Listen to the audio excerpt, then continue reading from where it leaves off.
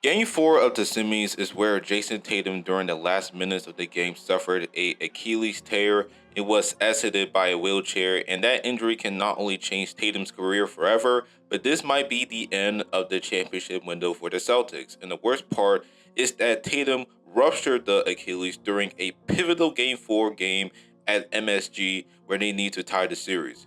Either way, Tatum had a legacy game, 42 points, 8 rebounds, 4 assists, 4 steals, 2 blocks. He was keeping Boston afloat throughout that game. Meanwhile, the rest of the team had no shows, especially Jaylen Brown, where the team needed him to step up. He only had 8 points throughout the second half, and for the whole game, he was turning the ball over like crazy. And Kristaps Porzingis, I know he was suffering with some kind of illness, but man, throughout this playoffs, you only averaged 9 points, barely 5 rebounds, and shot horribly from 3 in overall field goal percentage. Yeah, unacceptable. I won't be surprised if they got this man out of there because of that heinous performance. And last but definitely not least, Joe Mazzulla. This guy may be this era's Mike D'Antoni, where he ignorantly refuses to make adjustments throughout that Knicks series. And at times, this team is very undisciplined, and it's amazing how they won one game because of their threes falling, whereas they just can't buy a three, especially in the second half, particularly in the fourth, where they just continue to shoot threes, run isolation instead of drawing up an innovative play, as well as running sets that will keep the lead going, but he didn't. The fact that this guy blew 2 straight games of which they were up by 20 plus points going into the fourth quarter because of him not making any adjustments and even at times not calling timeouts to ruin the other team's momentum is coaching malpractice. Going forward, I won't be surprised if Brad Stevens tells Mazzulla to go kick rocks, because this is the same shit we saw in the regular season and in the playoffs for the past couple of years. He needs to get rid of him. Joe Mazzulla is holding this team back. Now with this embarrassing loss they had in Game 6 where they got blown out by 30 going into the second half, it's clear that the Knicks are ready to move on to their first conference finals appearance since 2000. Shout out to the Knicks, by the way. They have proved everyone wrong throughout this postseason, because going into it, I felt that the Knicks were frauds and likely get bounced in the first round by Detroit because they had a below 500 record against teams that are above 500 in the regular season, and their defense has not looked too good as advertised. So there are valid reasons why the Knicks may get bounced early in the playoffs, but they tighten up. They have arguably the best defense throughout that postseason, especially how well Mikal Bridges and OG Anunoby is doing defensively as far as closing out threes, making big time defensive plays down the stretch, and also Mitchell Robinson too. Cat has been so beneficial as the second option to the championship roster,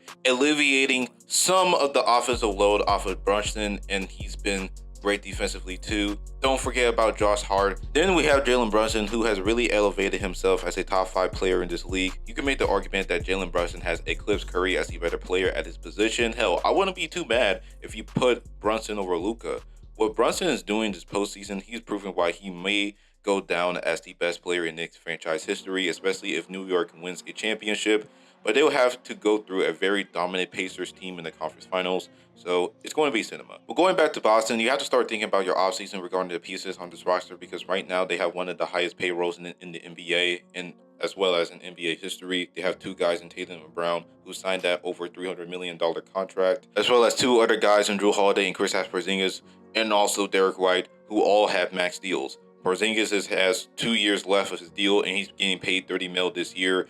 And Drew Holiday's contract just kicked in this year. So now you're in this situation where you don't have any flexibility as far as cap space goes, as well as being in the second apron, which leads to a greater luxury tax payment the front office will have to face. Your franchise player is potentially going to be out for the next 2 years. And after 2 years, we really don't know if he's going to be the same player. Scratch that. I don't even think he will be the same guy as before. Now, KD, for instance, had a ruptured Achilles and came back playing at an elite level, but he was no longer that second best player in the league because his Achilles zapped him from his explosiveness and quickness, rendering him to no longer being the most unguardable player in the NBA at one time. Don't get me wrong, he was still elite, but no longer that unstoppable player that he once was back in Golden State. And that's what we're going to see with Jason Tatum, if not worse. It is very likely that he will no longer be the same superstar player that we all know of, and because of that likely happening, the Celtics championship window is over at this point. Yeah, they may make the playoffs or make a play-in with Jaylen Brown under center, but he's not good enough like a Jokic to carry this roster to deep playoff runs without JT. With that in mind, The Celtics will have to move Drew Holiday or Porzingis' contract in the offseason, maybe both. I definitely see Porzingis' contract move because he has been a non-factor throughout that playoff run, and he has been in and out in lineups for the past couple of years. It will make sense for the front office to move him to free up some cap space, as well as Drew Holiday, who is approaching his late 30s, and with a bigger contract, it will be necessary for them to move his contract. But you still have to pay Tatum and Brown's contract, which have kicked in this year, and Derek White's contract too. It will be very hard for the front office later in the future if they want to move their contract if things continue to not work out with them, which could happen because likely Tatum is never the same after the injury. Jaylen Brown's prime getting wasted, and he will demand a trade to elsewhere where he can thrive.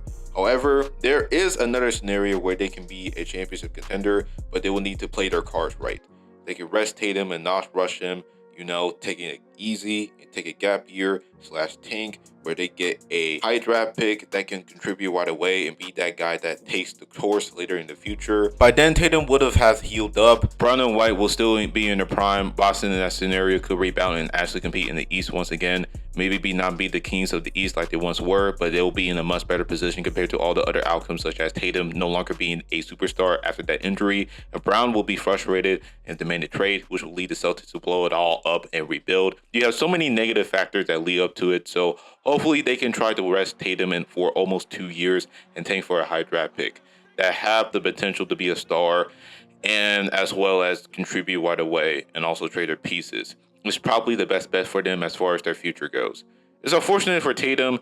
I pray for a speedy recovery for this guy. For someone to tear their Achilles in a pivotal Game 4 in the Eastern Conference semis is crazy work, and without him, well, look at the results. Even with Tatum healthy, they're still not winning the series. The Knicks look like the better team overall, and plus the Celtics continue to get in their own way. It's honestly really crazy that the Knicks may have the chance to go all the way to the NBA Finals. It would be so great for the NBA if the Knicks were to reach the championship round, but they do need to get over the Pacers, who look like the more dominant team offensively, but they have the guys to slow down Miles Turner, Pascal Siakam, Aaron Nesmith, Nembhard, and of course Halliburton. This will be a rematch of a storied rivalry between the two, so I can't wait to see it. But anyways, thank y'all for watching this video. Be sure to comment below on the Celtics and what do y'all think the future holds for the Celtics. Make sure y'all subscribe for more NBA content and turn on post notifications bell.